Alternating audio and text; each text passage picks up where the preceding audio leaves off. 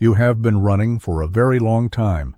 It is a specific kind of running, not merely physical, but a frantic internal velocity that never ceases, even when you are lying perfectly still in the dark. You have spent years, perhaps decades, calibrating your entire existence toward a single, glowing coordinate on the horizon. You called it financial freedom. You called it success. You called it the point where I can finally rest. You told yourself a story, a very specific and seductive narrative, that once the number in the bank account reached a certain density, the noise in your head would stop. You believed that the accumulation of resources would act as a shield against the inherent terror of existence. You thought money was a fortress, but now perhaps you are standing inside that fortress, or perhaps you are close enough to see the walls, and you are realizing something that chills your blood. The fortress is empty. The silence isn't peaceful, it is deafening, and the feeling you have isn't triumph. It is a hollow, echoing sensation in the center of your chest. This is the great betrayal. You did everything right. You followed the map. You played by the rules of the system. And your reward is a profound, unshakable emptiness. This is not a failure of strategy. You didn't pick the wrong stocks, and you didn't choose the wrong career. This is an ontological failure. It is a failure of the fundamental premise upon which you built your life. The world told you that the purpose of life is the accumulation of security and pleasure through capital. They lied. And now, you are left holding the receipt for a transaction that cost you your soul, realizing the goods were never delivered.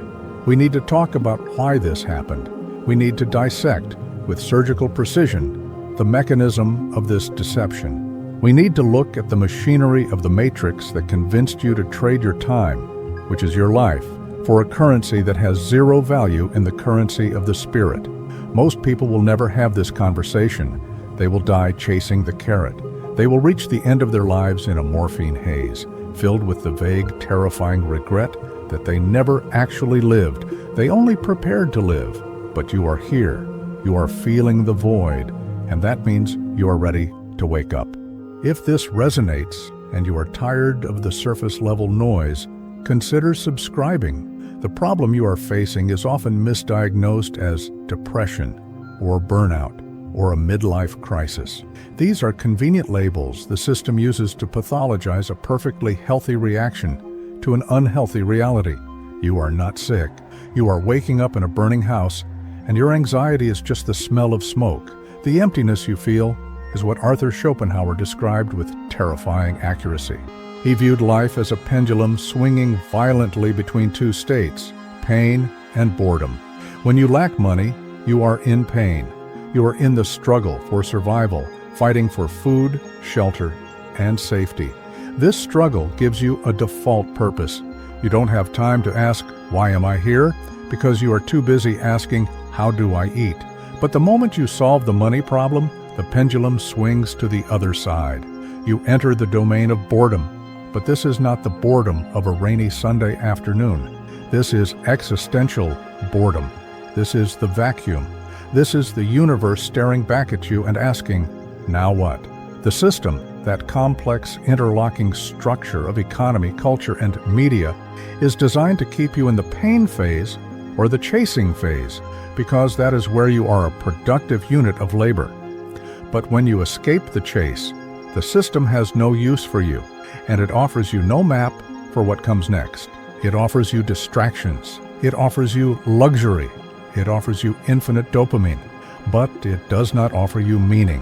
The tragedy of the modern successful human is the realization that the ladder they climbed was leaning against the wrong wall. You chased money because you thought it was distilled freedom. But money is just energy. It is potential. It is not content. You have a full tank of gas, but you have forgotten where you wanted to go. You have forgotten who is driving the car. This feeling of being empty is actually a sign of profound intelligence. It is your soul rejecting the synthetic nourishment it has been fed. You are like a man who has eaten sawdust for 20 years because he was told it was bread, and now his body is screaming for nutrition. The emptiness is not the enemy. The emptiness is the clearing. It is the space where the truth can finally enter. But before we can fill that space with something real, we have to understand exactly how you were tricked. We have to deconstruct the architecture of the illusion. You were raised in a culture that operates on a philosophy of future thinking. Everything is about the next thing, the next degree, the next promotion, the next million. This is what Heidegger warned us about, the inauthentic relationship with time. We treat the present moment not as a place to dwell, but as a bridge to get to the future. We are never here, we are always there, in the imaginary future where we are richer, happier, and more complete. The chase for money is the ultimate manifestation of this sickness. It allows you to defer living. It gives you a noble excuse to ignore the present. I am working hard now, so I can live later. But later is a horizon. It moves as you approach it. You never arrive at the horizon. You just run until you collapse. This mechanism is what the ancient Greeks, specifically Epicurus, warned against. He spoke of natural and necessary desires like food and shelter, which have a limit. Once you eat, you're full. The desire is satisfied. But the desire for wealth, status, and power is unnatural and unnecessary. It has no limit. It is a bottomless cup. You can pour the entire ocean into it, and it will still be empty. When you tie your internal state of well-being to an external metric that has no ceiling, you condemn yourself to eternal dissatisfaction. You have signed a contract for perpetual unhappiness. The system loves this. The system thrives on your hunger. If you were satisfied, the economy would collapse. The entire structure of global capitalism relies on the premise that you are not enough. Every advertisement, every algorithm, every cultural narrative is designed to drill a hole in your psyche and then sell you the filler. They sell you the car to fill the hole of insecurity. They sell you the house to fill the hole of instability. They sell you the status to fill the hole of insignificance. But the holes are in your soul, and the products are made of matter. You cannot patch a spiritual wound with a material bandage. It will just bleed through. If this analysis is piercing the veil of your daily routine, consider subscribing. Let's look at this through the lens of Friedrich Nietzsche. He spoke of the last man, a human archetype who seeks only comfort, security, and warmth. The last man does not want to suffer. He does not want to overcome. He only wants to be happy, in a small bovine sense. Chasing money is often the pursuit of becoming the last man. It is a pursuit of a life without friction. You want enough money so that nothing ever hurts you, so that you never have to be uncomfortable, so that you can float in a bubble of convenience. But Nietzsche would tell you that this comfort is a poison. It is in the friction, the resistance, and the struggle that the human spirit is forged. By using money to remove all obstacles, you are essentially removing the resistance required for your own growth. You are atrophy in a gilded cage. You are becoming soft, weak, and hollow. The emptiness you feel is the atrophy of your will to power. You have nothing to fight against, nothing to overcome, and therefore you feel like you are nothing. The matrix in this context is not a computer program. It is the linguistic and cultural grid that defines your reality. It is the set of assumptions you never questioned. The assumption that more is better. The assumption that net worth equals self-worth. The assumption that retirement is the goal. These are the bars of your cell. And the most insidious part is that the door was never locked. You stayed in the cell because you were terrified of the vast open space outside of it. You chased money to escape the terror of death. This is the deepest layer. Ernest Becker, in his seminal work The Denial of Death, argued that almost all human activity is a distraction from the knowledge of our own mortality. We build empires, we amass fortunes, we etch our names onto buildings because we are terrified of being erased. Money feels like immortality. It feels like permanence. It is a way to say, I exist and I matter. But deep down, in the quiet moments at 3 a.m., you know it's a lie. You know that you are a biological organism destined to decompose. You know that your bank account will not follow you into the grave. The emptiness you feel is the creeping realization that your immortality project has failed. You bought the ticket, but the train is still heading off the cliff. This brings us to the twist, the transition you are experiencing. The pain you feel is not the end, it is the beginning. It is the breaking of the shell. You are shedding the skin of the social self, the persona you constructed to survive in the matrix, and you're being invited to inhabit the essential self, topos. But the essential self is terrifying because it has no props, it has no titles, it has no net worth. It just is. Imagine a deep-sea diver who has spent his entire life wearing a heavy pressurized suit. He thinks he is the suit. He spends all his time polishing the suit, upgrading the suit, repairing the suit. Then, one day, the suit cracks. He panics. He thinks he is going to die. But as the suit falls away, he realizes he is not the metal shell. He is the consciousness inside it. You are the diver. Money was the suit. The emptiness is the water rushing in. It feels like drowning, but it is actually the first time you are touching reality. The danger now, and this is a critical warning, is that you will try to fix this new problem with the old tools. You will feel the emptiness, and your reflex will be to numb it. This is where the trap of hedonism snaps shut. You might buy a faster car. You might start traveling compulsively. You might dive into alcohol, drugs, or casual sex. You might even pivot to spiritual materialism, chasing retreats and plant medicine ceremonies with the same consumerist mindset you applied to stocks. You're trying to consume your way out of a consumption problem. This is the definition of insanity. You are pouring water into a bucket with no bottom. Camus, the great absurdist, gave us the image of Sisyphus pushing the boulder up the hill only to watch it roll back down forever. The man chasing money is Sisyphus. He thinks, if I just get the rock to the top, the specific net worth, it will stay there. It never stays. It always rolls down. The emptiness is the moment you watch the rock roll down and realize you have wasted your life pushing gravity. But Camus concludes, one must imagine Sisyphus happy. Why? Because once he accepts the absurdity of the task, he owns his life. He stops hoping for the summit and starts finding dignity in the struggle itself.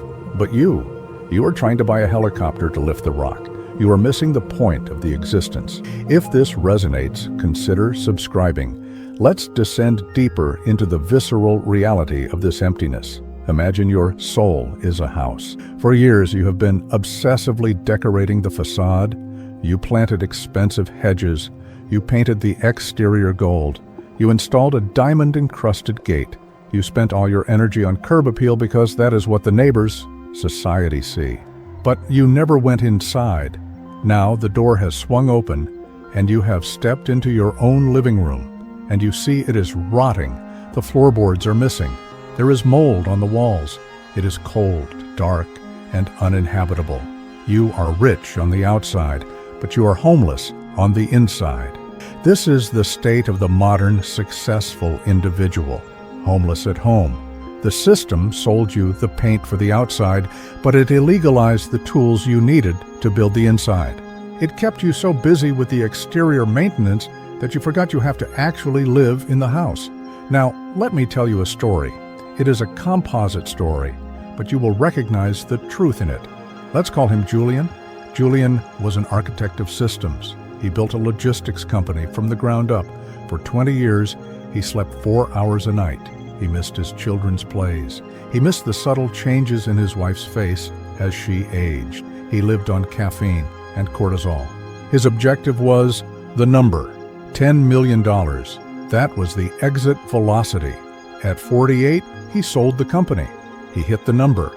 He exceeded the number. The day the wire transfer hit, he bought a bottle of vintage scotch and sat on the terrace of his new coastal villa. He poured a glass. He looked at the ocean. And he waited for the feeling of euphoria. He waited for the heavenly choir. Nothing happened. The ocean just crashed against the rocks, indifferent to his success. The wind was cold, and inside him, the silence was terrifying. He realized he had no hobbies. He had no real friends, only associates. He didn't know his wife anymore. He didn't know himself. He had spent 20 years holding his breath, waiting to exhale, and now that he could, he had forgotten how to breathe. 6 months later, Julian was in a therapist's office, weeping uncontrollably, talking about suicide. He had everything, and therefore he had nothing left to hope for. The illusion was shattered. He had reached the promised land and found it was a desert. This is the regret of the dying that Bronnie Ware wrote about. The top regret is never, "I wish I had worked more." It is, "I wish I had the courage to live a life true to myself, not the life others expected of me." You are currently building the architecture of your own regret. Every day you trade authentic existence for monetary accumulation beyond your needs, you are laying another brick in the wall that separates you from your own life. So what is the new paradigm? If money is the false god, what is the true north? It is presence. It is integrity. It is vitality. The antidote to the emptiness is not fulfillment in the sense of filling the void. It is inhabiting the void. It is changing your relationship with the empty space. In Eastern philosophy, the void, sunyata, is not empty of existence. It is empty of ego. It is the pregnant space from which all creativity and life emerge. The emptiness feels bad to you because you are trying to use it as a storage locker for your ego, and the ego is dissolving. You must pivot from a having mode of existence to a being mode of existence. Erich Fromm wrote extensively on this. The having mode is consumed with possession, control, and accumulation. I have a car, I have a wife, I have a degree. The being mode is concerned with experience, connection, and aliveness. I am loving, I am seeing, I am creating. The having mode is static and dead. The being mode is fluid and alive. Money only serves the having mode. It cannot help you be. You might object, "But I need money to survive." Are you telling me to be poor? No. This is the common objection of the frightened mind. We are not romanticizing poverty. Poverty is stressful and limiting. We are criticizing the excessive pursuit of wealth as a surrogate for meaning. Once your basic needs are met, and for most watching this, they have been met for a long time, every marginal dollar has diminishing returns on your happiness. The curve flattens. And then it inverts. The more you have to manage, the more you have to lose. The things you own end up owning you. Validation of your fear is important here. It is scary to step off the treadmill. The treadmill is moving. It has a rhythm. It provides a sense of direction. Stepping off means standing still in a world that is rushing by. You will feel irrelevant. You will feel unproductive. The system will look at you and say, "What are you doing? Why aren't you optimizing?" Chada, you have to be strong enough to look back and say, "I am living." If this resonates, consider subscribing. We need a metaphor for this transformation. Think of a caterpillar. It consumes voraciously. It eats everything in its path. This is the phase of accumulation. This is you chasing the money. But then a signal fires. It is time to stop consuming. It builds a chrysalis. Inside the chrysalis, the caterpillar does not just sprout wings, it completely dissolves. It turns into a genetic soup. It disintegrates. If you cut open a cocoon halfway through, you wouldn't see a half caterpillar, half butterfly. You would see goo. You are in the goo phase. The emptiness, the confusion, the lack of drive. This is the dissolution of your old self. It feels like death because it is death. The death of the consumer, the death of the chaser, the death of the validation junkie. You must allow this decomposition to happen. If you try to force your way back to the caterpillar stage, chasing money again, you will abort the process. You will die as a caterpillar. You must sit in the goo. You must endure the formlessness. Because only from this total surrender can the winged self emerge. The butterfly does not eat leaves. It drinks nectar. It operates in a completely different dimension of reality. The awakened you will not operate on the currency of validation and security. It will operate on the currency of expression and love. You will still use money, but it will be a tool like a hammer. You don't worship a hammer. You don't hoard hammers. You pick it up when you need to build something, and you put it down when you're done. Now, let's get practical. How do you actually do this? How do you stop the machine? 1. The practice of negative via. Stop adding. Start subtracting. Look at your life and ask, what am I doing solely for the money or the status? Identify the activities that drain your spirit but fill your wallet. Start cutting them. This might mean downsizing your lifestyle. It might mean firing a client. It might mean saying no to a promotion. You need to reduce the overhead of your life so you are not forced to serve the machine just to keep the lights on in a house that is too big for you. 2. Dopamine detox. Silence. You need to reclaim your attention. The system keeps you chasing because it keeps you stimulated. When you are not working, you are scrolling. You are never alone with your thoughts. You must inject radical silence into your life. 1 hour a day. No phone, no book, no podcast. Just you and the wall, or you and the forest. At first, the demons will scream. The boredom will be agonizing. The anxiety will peak. Stay there. Watch the demons. They are just thoughts. They are the withdrawal symptoms of a drug addict. The drug is distraction. You are getting clean. 3. Memento mori. Remember death. This is not morbid. It is vitalizing. Every morning, remind yourself that you will die. Not in a theoretical way, but in a visceral way. Visualize your funeral. Who is there? What are they saying? Are they talking about your net worth? No. They are talking about how you made them feel. If the visualization reveals that you are leaving nothing behind but a pile of cash, you have work to do. Use death as a razor to cut away the bullshit. Does this business meeting matter to a dead man? Does this luxury watch matter to a corpse? 4. Redefine wealth. Create a new scorecard. The old scorecard was dollars, assets, status. The new scorecard is hours of flow, depth of connection, health of body, peace of mind. If you have 10 million but you are stressed, obese, and lonely, you are bankrupt. If you have enough to cover your needs, but you spend your days in creative flow, surrounded by love and sleeping soundly, you are the tycoon. Flip the script. The system calls the first man rich and the second man poor. The system is lying. This is a war for your soul. It is a war between the external mandates of a sick society and the internal mandates of your own nature. The great lie is that the external can satisfy the internal. It never has. It never will. From the days of the pharaohs burying themselves with gold to the modern tech mogul trying to upload his brain to the cloud, it is the same desperate, pathetic attempt to fill the God-shaped hole with shiny objects. You are seeing through the game now. That is why it hurts. The disillusionment is painful, but it is necessary.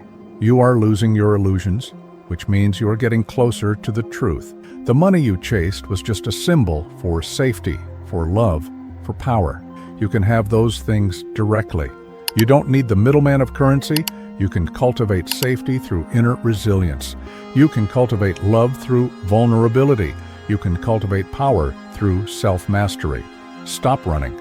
The finish line you were sprinting toward is a cliff edge. Stop. Look around. You are already here. The air is in your lungs. The gravity is holding you. The consciousness is witnessing. This is it. This is the prize. Do not let them steal another hour of your life in exchange for a number. Do not let them convince you that you are incomplete. Do not let the regret of the dying be your epitaph. You have the capacity to step out of the matrix, not by fighting it, but by realizing it has nothing to offer you anymore. You have outgrown the toys. It is time to put them down and walk out into the real world, the world of wind and light and terror and beauty. It is time to be empty, so that you may finally be filled. We must go deeper into this concept of wealth as anesthesia. You need to understand that your drive for money was likely a flight response from your own emotional landscape. In the modern world, we use busyness and ambition as a shield against feeling. If you are obsessed with the quarterly earnings, you don't have to think about the fact that you haven't felt a genuine connection with another human being in 5 years. If you are constantly checking the stock market, you are successfully distracted from the low-level hum of anxiety that lives in your gut. Money provides a high-definition distraction. It allows you to curate a reality where you never have to encounter anything unpleasant, including the unpleasant parts of yourself. But here is the brutal truth that the emptiness is trying to teach you.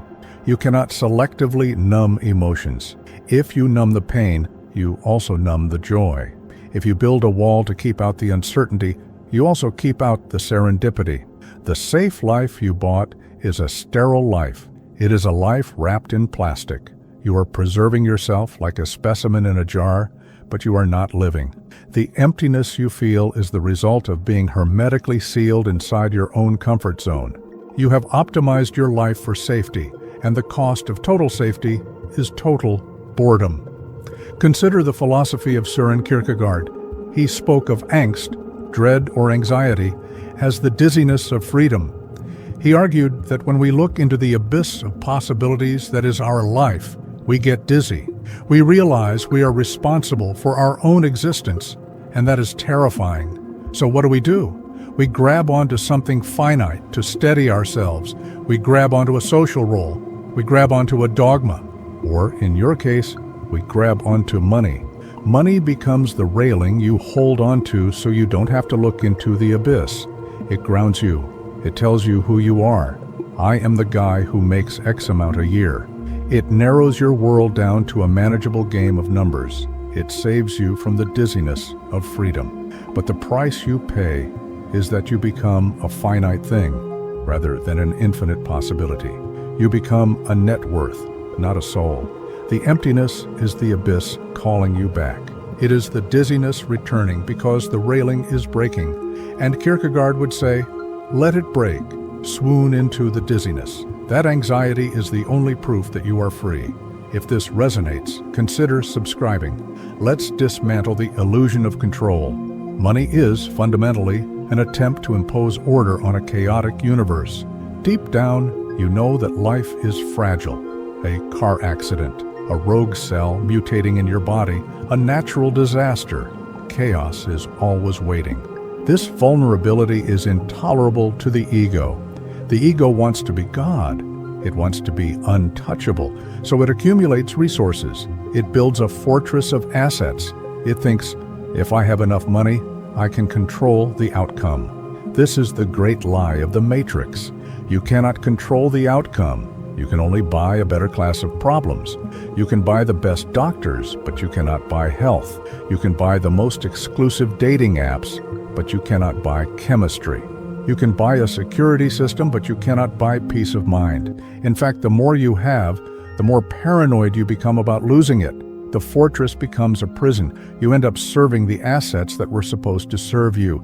You become the custodian of your own cage. The emptiness you feel is the exhaustion of the prison guard. You are tired of patrolling the perimeter of your life, watching for threats. You are tired of the constant calculation. You want to lay down your arms. And you should, because the control was always an illusion. You never had it. You were just floating in a river, pretending you were steering the current because you had a golden paddle. Realizing you were not in control is not a defeat. It is a liberation. It means you can stop fighting the river and start floating. We have to talk about the betrayal of the tribe. We evolved as tribal creatures. For 200,000 years, our survival depended on close-knit cooperation, shared struggle, and deep intimacy with a small group of people. Our brain is wired for connection, not for accumulation. The system of hyper-capitalism forces you to betray your biology. It demands that you compete rather than cooperate. It demands that you move away from your family to pursue opportunities. It demands that you view other humans as competitors or clients or employees, never as equals. When you become wealthy, a strange isolation sets in. You start to doubt people's motives. Do they like me or do they like my money? You put up walls. You move into a gated community where you never see your neighbors. You fly private so you don't have to deal with the public. You slowly excise yourself from the human race. You become a sovereign nation of one, and it is lonely at the top. The view is great, but the air is thin, and there is no one to share it with. This isolation is a biological alarm bell. Your brain interprets aloneness as imminent death, because in the wild, a lone human was a dead human. So despite your millions, your nervous system is stuck in a state of low-level panic. You try to soothe this panic with more purchases, more upgrades, more luxury, but you cannot buy the feeling of a tribe. You cannot buy the feeling of being truly known and accepted for your flaws. That only comes from vulnerability, and wealth is the antithesis of vulnerability. Wealth is armor. If you are nodding your head, consider subscribing. Now, let's invoke the concept of amor fati, the love of fate. This was Nietzsche's formula for greatness. It means not just bearing what is necessary, but loving it. The system teaches you to hate your fate unless it looks like a magazine cover. It teaches you to constantly try to swap your life for a better one. If I only had that car, I would be happy.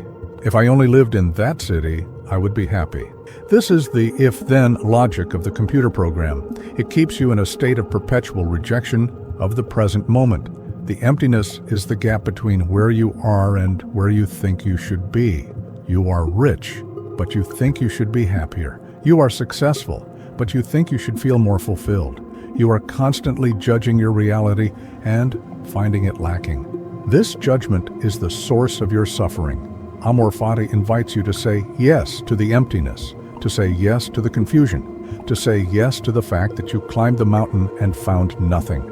Because that nothing is the truth. The lesson wasn't on the summit.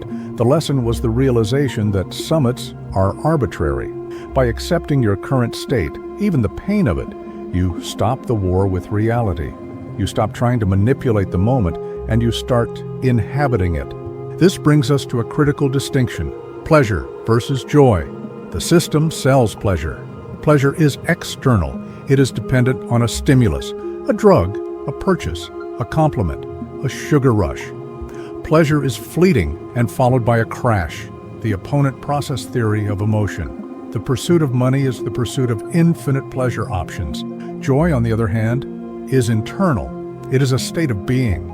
It arises from alignment, from integrity, from connection. Joy can exist even in difficult times. Pleasure is a commodity. Joy is a frequency. You are empty because you are stuffed with pleasure and starving for joy. You have overdosed on the sugar of the system, and you have forgotten the taste of real sustenance. You are trying to buy joy, but the currency is wrong. Joy costs nothing, but it demands everything. It demands you drop the mask. It demands you risk rejection. It demands you engage with the messy, uncontrollable nature of life. The twist is that the vazio, the void, you fear is actually the womb of joy. In the West, we are terrified of emptiness. We think empty means lack. But look at a cup. The usefulness of the cup is in its emptiness. If it were full of cement, it would be useless.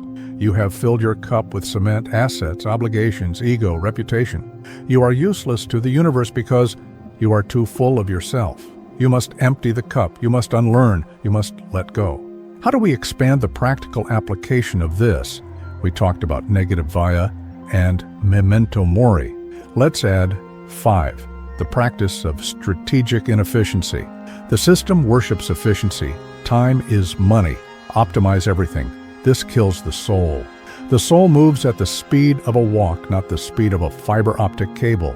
You need to introduce deliberate inefficiency into your life. Take the long way home. Cook a meal from scratch instead of ordering out, even if it takes 2 hours. Write a letter by hand. Have a conversation with no agenda. Waste time. Beautifully, gloriously waste time. In those pockets of inefficiency, you will find the texture of life returning. You will notice the light hitting the leaves. You will hear the tone of your partner's voice. Efficiency strips the world of detail. Inefficiency restores it. 6. The burn the ships protocol. This is extreme. If your environment is constantly triggering your money status conditioning, you might need to change the environment. This doesn't mean sell everything today, but it means changing your reference group. If all your friends are obsessed with net worth, you will be too. It is a contagion. You need to find a new tribe. Go spend time with artists, with volunteers, with gardeners, with people who operate on a different value hierarchy. Their software will help rewrite yours. You become the average of the 5 people you spend the most time with. If those 5 people are hollow, you will be hollow. If this analysis is hitting home, consider subscribing. We must also address the sunk cost fallacy. You have invested so much time, energy, and identity into your current path that the idea of changing it feels like a death. I spent 20 years building this career. I can't just pivot now. The system relies on this fallacy to keep you enslaved. It says, you've come this far, might as well keep going until you die. This is the logic of a gambler who keeps betting to win back his losses. Realize this, the last 20 years are gone. They are a memory. They do not exist. All that exists is this moment and the trajectory you choose now. Do not throw the next 20 years into the furnace just because you threw the last 20 in. That is not loyalty, that is suicide. You are allowed to walk away from the table. You are allowed to fold a winning hand if you don't like the game anymore. The freedom to walk away is the only true power you have. Let's go back to the metaphor of the burning house. Imagine you are in a house full of gold bars. The house is on fire. The system is screaming at you, save the gold. Oh, the gold is the most valuable thing. So you are running around, gathering the heavy bars, trying to carry them. The smoke is filling your lungs. The heat is blistering your skin. You are dying. And you are thinking, I just need to save a little more, then I'll get out. Chakya. The awakening is the moment you drop the gold. You realize that the gold is heavy and you are flammable. You realize that breath is more valuable than bullion. You run out of the house empty-handed. You stand on the lawn, coughing, covered in soot, watching the house burn down. You have nothing, but you are alive. And as the cool night air hits your face, you realize that nothing is everything. The emptiness you feel right now, that is the cool night air. You have dropped the gold. You are standing on the lawn. It is scary because you are used to the weight. You feel light, and lightness can feel like groundlessness. But do not go back into the fire. Do not go back for the gold. Let it burn. You are entering the post-heroic phase of your life. The hero's journey is about going out, slaying the dragon, and bringing back the treasure. You did that. You have the treasure. And you found out it's just shiny metal. Now comes the elder's journey. This is not about conquest. It is about integration. It is about wisdom. It is about mentoring. It is about gardening. It is about making peace with the fact that the dragon was never the enemy. The dragon was just the gatekeeper to your own mortality. The society we live in has no initiation rites for this phase. It wants you to be a perpetual adolescent, a perpetual consumer hero. It wants you to want more until the day you flatline.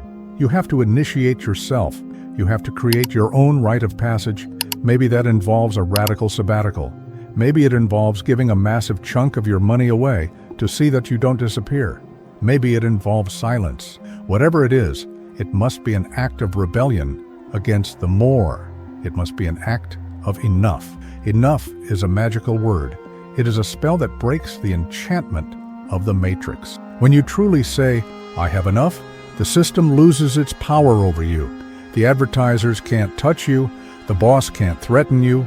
The stock market can't scare you.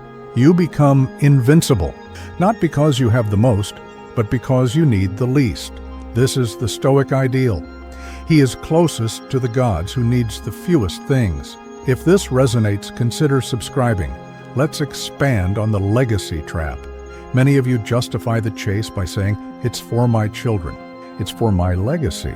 Let's look at that with a cold, hard gaze. What kind of legacy are you actually leaving? If you leave your children millions of dollars but a blueprint of an absent, stressed out, emotionally unavailable father or mother, you have not blessed them. You have cursed them. You have taught them that love is transactional and that worth is external. You have passed the virus of the void down to the next generation.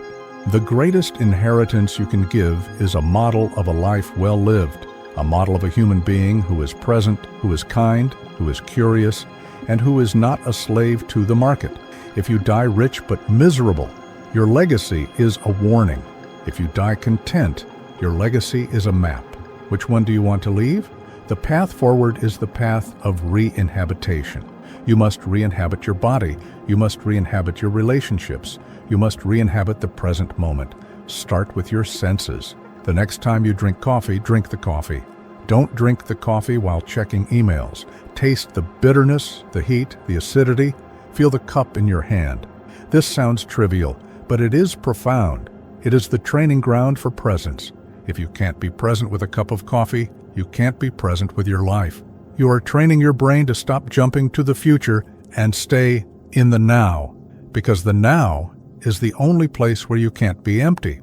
Emptiness requires a past, regret, or a future, desire. In the pure, immediate now, there is no narrative, there is only sensation, and sensation is always full. The tragedy of the successful person is that they have traded the territory for the map. They look at the menu and eat the menu, thinking it is the meal. Money is the menu. Status is the menu. Life is the meal. You are starving because you have been eating paper. Put down the menu. Eat the meal. The meal is messy. It is hot. It has bones in it, but it is real. As we approach the end of this meditation, I want you to visualize a timeline. It stretches from your birth to your death. Mark where you are now. Look at the remaining segment. It is getting shorter every second. This is not to scare you. It is to focus you. The scarcity of time is what gives it value. You treated money like it was scarce and time like it was infinite. The reality is the opposite. Money is infinite. They print more every day. Time is the only non-renewable resource. You have been trading diamonds for sand. Stop the trade. The feeling of empty is your soul's last-ditch effort to save you. It is the emergency brake pulled by your higher self. It is jarring. It smells like burning rubber. It hurts. But it stopped the car before you went over the cliff. Thank the emptiness. Bow to it. It is your teacher. It is saying, not this way, turn around, go inward. The irony is, once you stop chasing money and start chasing meaning, the money often follows. But you won't care about it in the same way. It won't be your master, it will be your servant. And if it doesn't follow, you won't care about that either. Because you will be full. You will be full of the sunset, full of the conversation, full of the breath, full of the weird, tragic, beautiful catastrophe of being human. You are ready to wake up. You are ready to stop running. The treadmill has stopped. Step off. The ground is solid. You are safe. You are here. And remember, the only thing you can take with you is what you have become.